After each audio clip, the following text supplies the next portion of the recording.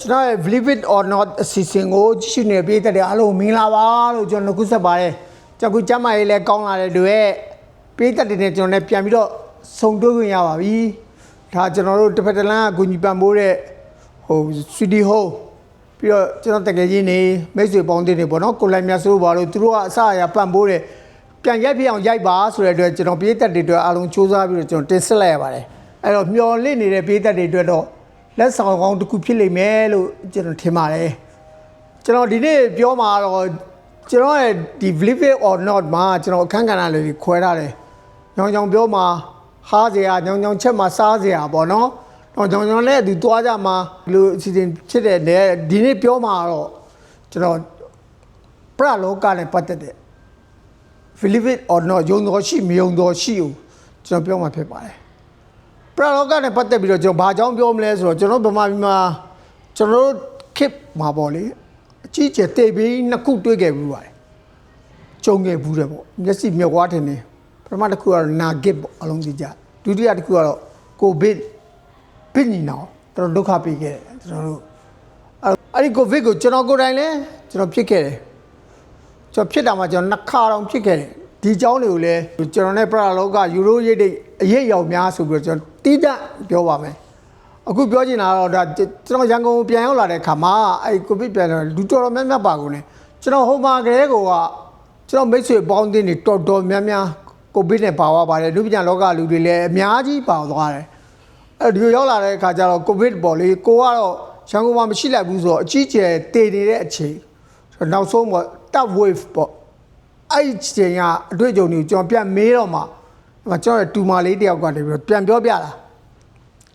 သူတို့ကကျွန်တော်ရက်ကွက်ထဲမှာပဲနေတယ်သူတို့ဟိုးချာတက်လမ်းမှာနေတယ်ဆိုတော့သူတို့ကတားမိဘယ်လိုခေါ်မလဲတားမိသားဖ4ယောက်ရှိတားမိ2ယောက်တားဖ2ယောက်4ယောက်ရှိတဲ့နေမှာသူတို့တားမိ2ယောက်ကကိုဗစ်ဖြစ်တယ်အဲ့တော့အဖေနဲ့တားနဲ့တားဖ2ယောက်ကမဖြစ်ဘူးမဖြစ်တော့သူတို့က contract တိုက်ပဲဟိုပါဘောသူတို့ကဘယ်တော့စတတုတ်ထအလှော်နဲ့တူတယ်တော့မှ contract တိုက်ပဲခဏခန်းပါတယ်အဲ့တော့ဖြစ်တဲ့သူတို့သားမိရ2ယောက်ကတခန်းနေတယ်မဖြစ်တဲ့သားဖ2ယောက်ကတခန်းနေတယ်ပေါ့အဲ့လိုခွဲပြီးတော့နေကြရတာပေါ့နေကြတော့စပစ်တူဆိုတာသူကတော့လူငယ်ဆိုတော့ကနည်းနည်းခံနိုင်တယ်အဲ့တော့တိတ်လိုအပ်မှသူ့ရဲ့ဘောင်ဖြစ်တဲ့ခေါ်ရတာပေါ့အောက်ဆီဂျင်ဘူးတွေမာတာတို့ဘာတို့ညာတို့ဒါလေးတွေကိုလုခိုင်းတယ်တိတ်မလာခိုင်းဘူးဘာလို့လဲကူးကုန်မှာဆိုလို့မတ်စပါတော့တက်ထားတာပေါ့လေကူးမယ်ဆိုတော့ကူးနိုင်တော့တာပေါ့တိန်နဲ့ဒါပေမဲ့မကူးခဲ့ဘူးကံကောင်းတာသူတို့တားမိညောက်တယ်ဖြစ်တယ်ဖြစ်တဲ့ခါကျတော့ तू ကလူငယ်ဆိုခံနိုင်ပေမဲ့ तू အမေလုံးတဲ့လူကမခံနိုင်ဘူးမခံနိုင်တဲ့ခါကျတော့မောလာတယ်အဲ့တော့အောက်ဆီဂျင်ချအောက်ဆီဂျင်ကားရက်ကွက်ကပရိုက်တာတရားလူတွေကအောက်ဆီဂျင်ရှာပြီးထိုနည်းတူပဲသူတို့လိုပဲဘေးကတိုက်ခန်းနေမှာလဲဖြစ်တဲ့လူတွေကပေါ်လာပြီးနောက်တဖြည်းဖြည်းနဲ့နည်းနည်းအသက်ဆုံးရှုံးမှုတွေကပေါ်လာပြီးဘယ်သူကတော့ဘယ်တက်ကတော့ဘလောက်သွားပြီးဆိုတော့နည်းနည်းများလာပြီပေါ့နော်အဲ့လိုဖြစ်လာကြတော့သူတို့လည်းစိုးရင်တာပေါ့သူတို့အတွက်ကသူကဒီလောက်မစိုးရဘူးလောက်မစိုးရဘူးဆိုပေမဲ့ဘာဖြစ်လို့လဲဆိုတော့သူ့အမေကိုပို့စိုးရင်တာအသက်ကြီးတဲ့လူဆိုခံနိုင်ရင်မရှိဘူးအဲ့ကြောင့်သူအမေလို့တဲ့လူသူကပို့စိုးရင်တော့သူလည်းဖြစ်တာပဲသူလည်းခံစားရတာပဲသူလည်းပြောပြတယ်ဖြစ်တာပဲအဲ့မောတာပြူတာဆိုတော့ဒါစားတော့တွေမာတယ်သူအဖေနဲ့မောင်နဲ့ကဝယ်ပေးအခန်းမှာချိတ်ပေးပကံနဲ့ထည့်ပေးပေါ့တိတ်လို့အပ်မှာပဲအခန်းထဲဝင်လဲလူအဖေတော့လုံးဝဝင်မခံဘူးထားတာပေါ့နော်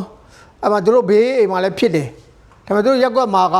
အဲ့တယောက်တည်းနဲ့ကိုသူကအစင်ပြေပဲအဲ့ဦးရှိဖီဆိုတဲ့လူကြီးလည်းရှိတယ်အဲ့ဦးရှိဖီဖြစ်တာမဖြစ်တာတော့သူတို့လည်းမသိလိုက်ဘူးပေါ့သူကကျွန်တော်တူမလေးကတရက်ကြတော့သူကဘယ်လိုခေါ်လဲသူ့မေကိုထကြည့်ညဆိုရင်အောက်ဆီဂျင်ကျလားအောက်ဆီဂျင်ကျန်သေးရဲ့လားဒါတွေထကြည့်ရပေါ့သူလည်းတော့ပြန်အိပ်ပြောသွားအဲ့လိုအများအားပေါ့နော်ကန်းနေနေတာတော့တဲကြတော့ဘလို့ဖြစ်လဲဆိုတော့သူ့အမေရတယ်ပြောထကြည့်ရခါမှာအတန်ကြားတော့သူကနိုးလာသူကအော်တယ်နည်းနည်းအော်တယ်လို့ညီးတယ်လို့ကြားကြတော့ကြည့်လိုက်တော့သူ့အမေကိုကြည့်လိုက်တဲ့အခါကျတော့အမေကရုပ်ပြက်တယ်ဆိုတော့ကြည့်တဲ့လူတွေတော်တော်များများသိပါလိမ့်မယ် ဒီဇီဝင်ချုပ်ကန်နေကြရင်အသက်ခန္ဓာဆဲကန်နေကြရင်လူတွေတော်များများရုပ်ဆင်းအင်ကပြက်ယွင်းလာတယ်အဲရုပ်ဆင်းအင်ကပြက်စီးရဲဆိုတာဘယ်လိုမျိုးလဲဆိုတော့နှာခေါင်းတွေကြောင့်လန်းလာနေရွက်တွေကတ်ဒါကြည့်လိုက်တာနဲ့သိတယ်ရှားတွေတူလာတယ်နောက်ပြီးဖြူဖက်ဖြူတော့ဖြစ်လာမဲတဲ့နေရာမဲဖြူတဲ့နေရာဖြူဒါရုပ်ပြက်တော့မယ်ပြောရမယ်ဆိုဘယ်လိုလဲဆိုတော့ဘာနဲ့လားဆန်တူလဲဆိုတော့တကယ်ဟိုခေါင်းနဲ့ထည့်ထားတဲ့သူလိုပဲခေါင်းနဲ့ထလာတော့အောင်မေးရတယ်အဲ့ဒီလောက်ထိရုပ်ပြက်တာတွေတွေ့ဘူးတယ်ကျွန်တော်ကိုယ်တိုင်လည်းတွေ့ခဲ့ဘူးတယ်သိသေးဘူးနော်အသက်ရှင်ရတဲ့နေရုပ်ကစပြက်လာပြီးတော့သွားတာပေါ့လေအဲ့လိုဖြစ်တော့ तू ကမတင်ငါဘူးမတင်ငါတော့ तू ကအမေကို तू ကဘာဖြစ်လို့လဲအောက်ဆီဂျင်များနည်းလို့လားဘာညာဆိုဒီပိုက်လေးတွေဘာတွေသွားကန်ကြည့်တဲ့ခါကျတော့သူ့မိကအတန်တမျိုးကြီးနဲ့သူ့ကိုလှမ်းပြောရတယ်စဆိုမျက်စိဖွင့်ပြီးတော့ဒီမှာအဲ့ဒီဘာလာလုပ်နေရလဲနင်းရလဲငါအဲ့ဒီဥစ္စာပြန်မိတ်ပနေရောသူ့စိတ်ထဲမှာဒိန်းနေဖြစ်သွားတယ်သူ့ရဲ့တသက်နဲ့တကူသူ့မိတခါမှအဲ့လိုမပြောဘူးအဲ့ဒီအတန်ပြိုကြီးလည်းစကားမပြောဘူးအဲ့လိုနင်းနေငါတွေနဲ့လည်းအဲ့လိုမပြောဘူးမောင်းဝါလည်းမပြောဘူးလူငယ်တဲ့ရက်ကအစသမီးရပါတယ်အမေရသမီးအမေမောလိုက်ပြောမယ်နော်မထလာနဲ့အေးပြတယ်ဒီလိုမျိုးပြောနေတယ်မိကသူလည်းဒီပြောင်းသွားသူလန့်ပြီးတော့မဟုတ်ပါဘူးမေရဲ့ထားကြည့်ရပါဆိုတော့ပြန်ပြီးတော့ပေါ့နော်အဲ့မှာဘာလဲဆိုသူတို့တရုတ်ကဟိုသူတို့ brain box ကတခါလေးနည်းနည်းဟထားတယ်ဆိုတာအဲကွန်လည်းရမ်းမပွင့်ရင်နည်းနည်းကပြင်ပလေးနည်းနည်းအဝင်ထွက်ဖြစ်အောင်ပေါ့နော်အထက်အနံ့တက်တွေကလည်းလှောင်နေမယ်ဆိုတော့အနံ့တက်နည်းနည်းပြောနည်းဟတာရှိတယ်တော့ဟိုကြည့်ကြည်ရင်နဲ့သူအိတ်တဲ့ဂရင်ကိုပြန်မယ်ပေါ့ဒီဘက်ဂရင်လုံးအမေကဟိုဘက်ဂရင်တစ်လုံးအိတ်တာ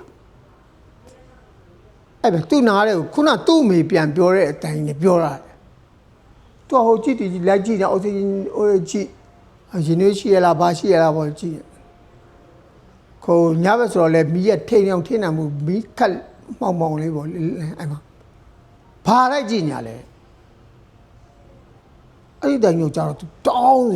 ချက်ချင်းချက်တင်းနေထားခုနတိုင်ယူတယ်ဆိုတော့ငါအိမ်မက်များလာပေါ့ဒီတန်တေးချာကြားလာဆိုစိတ်ကတော့မောဘာလဲမသိဘူးပေါ့နော်အဲ့ဒါသူဝင်ပြီးသူပြန်အိတ်လေအိတ်သူ့လေပဲညက်လာခွာလို့ဒီမြောက်လေမျိုးထောက်တော့ညက်တော့ဟာယုံနာကန်နာသူဘလို့မယုံလို့ကန်လို့မရဘူးကတ်ခဏလေးပြန်အိတ်တာပေါ့အိတ်ပြောသွားလိုက်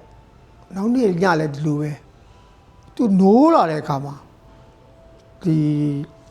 ခန်းထဲမှာသူ့မေရဲ့ဂရင်ဘေးမှာလူကြီးတယောက်အိတ်ရိတ်လူပါတယ်ဘီးတွေကလည်းမိတ်ထားတော့တိတ်ချမမြင်အောင်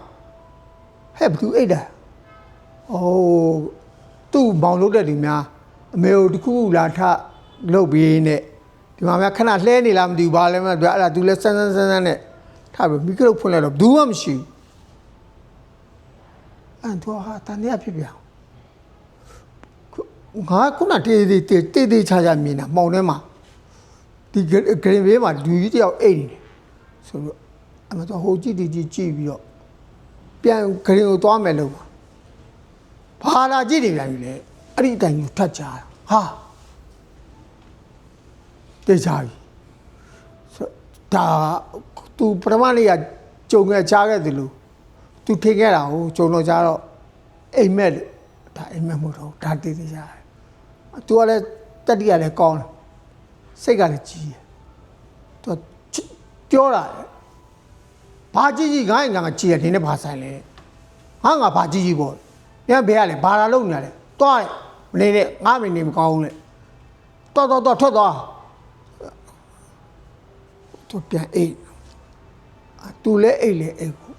လေဘေးကိုတက်ညစ်တာလေဘေးကိုတက်ညစ်တယ်ဆိုတော့ပထမဒီလေဘေးကိုဒီလက်ပြန်နဲ့ဒီလိုထောက်တာတက်ချူတက်အဲ့လက်ပြန်ကိုအားတိုက်ပြီးသူယုံလိုက်တော့ကောလေဘေးကိုညစ်တာ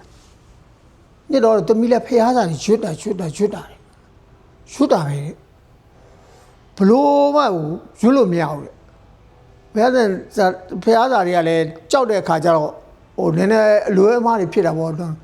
နောက်ဆုံးဖာလဲဆိုတော့တဏ္ဍဂုံတီးတာဣစ္ဆတကေတဏုမနပုဒ္ဓောမေတရဏအញ្ញနတိဘုရားတရဏကိစ္ဆာမျိုးပါဗျာဣစ္ဆတကေတမှုဓမ္မောမေတရဏအញ្ញနတိ